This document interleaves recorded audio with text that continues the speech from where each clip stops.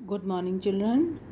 आज हम हिंदी गुलमोहर का पाठ 9 चांद का कुर्ता ये कविता पढ़ेंगे।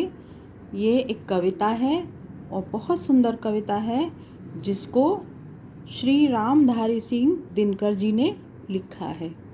तो कविता को पढ़ने से पहले बताइए कि आप रात को आसमान में क्या क्या देखते हो। आप रात को आसमान में चंद्रमा देखते हो, सितारे देखते हो। और ये बताइए ठंडी से बचने के लिए, ठंडी यानी सर्दी से बचने के लिए आप क्या क्या पहनते हो या क्या करते हो। ठंड से बचने के लिए हम गर्म कपड़े पहनते हैं, ज़्यादा से ज़्यादा कपड़े पहनने की कोशिश करते हैं, पूरी आस्तीन के कपड़े पहनते हैं और शॉल भी ओढ़ते हैं, स्वेटर पहनते हैं। तो ठंड से बचने के लिए हम ज़्यादा से ज़्यादा गर्म कपड़े पहनने का प्रयास करते हैं। बच्चों, आपकी मम्मी आपके लिए कपड़ा किससे सिलवाती हैं? क्या बोलते हैं कपड़ा सिलने वाले को? कपड़ा सिलने वाले को दर्जी कहते हैं। जो हमारे कपड़ा सिलता है, हमारे कपड़े सिलता है, उसको हम दर्जी कहते हैं। तो बच्चों, इस कविता में चंद्रमा भी अपनी माँ से ये ज़िद कर रहा है कि मुझे भी कपड़े चाहिए। सर्दी की रात में मैं बहुत ठिठुर जाता हूँ, बहुत मुझे ठंड लगती है, इसलिए मेरे लिए भी कुछ कपड़ों का हे माँ इंतज़ाम कर दो, मुझे भी ठंड लगती है। तो ये कविता बहुत हंसने के लिए अच्छी सी प्यारी सी कविता है और इसमें साथ में माँ और बेटे का प्यारा सा संबंध, मधुर संबंध को बताया गया है, मधुर रिश्ते को बताया गया है। तो आइए इस कविता का आनंद लेते हैं। देखिए, हट कर बैठा चांद एक दिन, माता से यह बोला, सिलवा दो माँ मुझे ऊन का मोटा एक झिंगोला। हट क्या होता है? जिद। आप जिद करते हो ना माँ से, ऐसे ही चांद जिद कर रहा है अपनी माँ से कि माँ मुझे एक ऊन का मोटा सा झिंगोला, झिंगोला यानी कि एक कुर्ता, ढीला ढाला कुर्ता सा बनवा दो।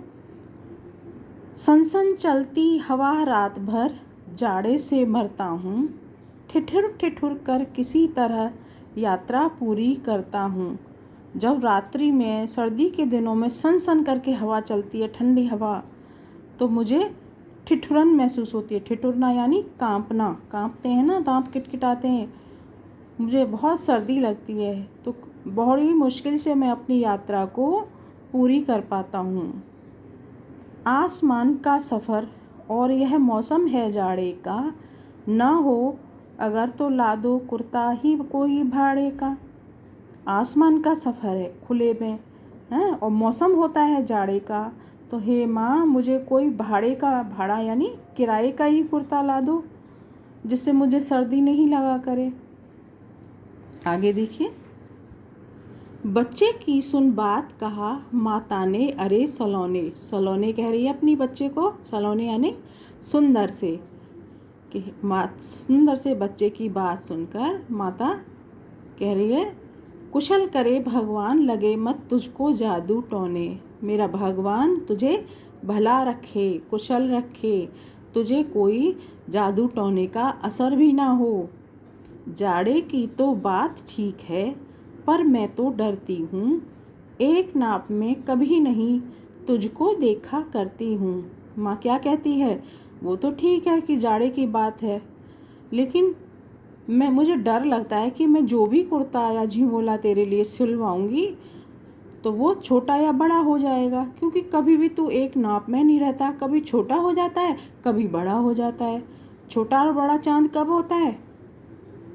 हाँ, चांद छोटा तब होता है जब अमावस्या के दिन चल रहे होते हैं। एक महीने में बेटा 30 दिन होते हैं, लगभग 30 दिन होते हैं, तो उनमें 15 दिन अमावस्या के होते हैं, जब चांद कम होता जाता है और लास्ट में छिप जाता है। जब चांद छिप जाता है, दिखाई नहीं देता है, चारों तरफ आसमान में अंधेरा हो जाता है, उसको हम अमावस्या कहते हैं।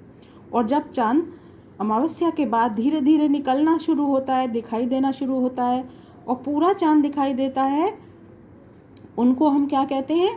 पूर्णिमा का दिन।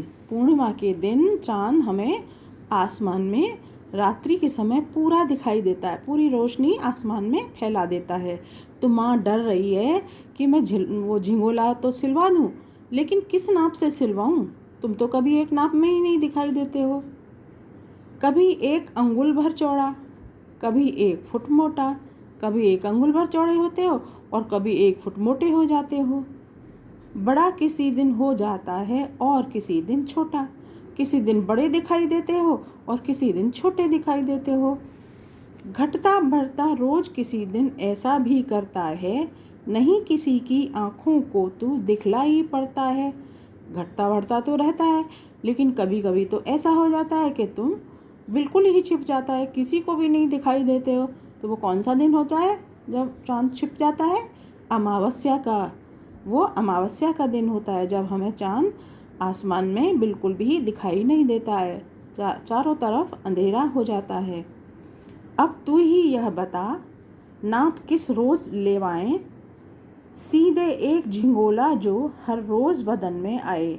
अब मैं किस दिन नाप दिलवाऊँ, तू ही मुझे बता, जो दर्जी तेरा झिंगोला बना दे, जो तेरे हर रोज़ बदन में आ जाया करे। बदन यानी शरीर, तेरे शरीर पर फिट बैठे हर रोज़।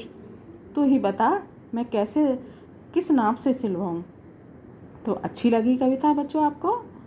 बहुत प्यारी लगी। ये कविता को आप याद ज़रूर करना। हाँ, आप यहाँ पे लिख सकते हो, लर्न फॉर ओरल टेस्ट।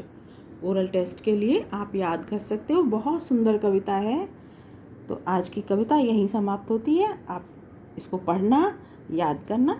धन्यवाद।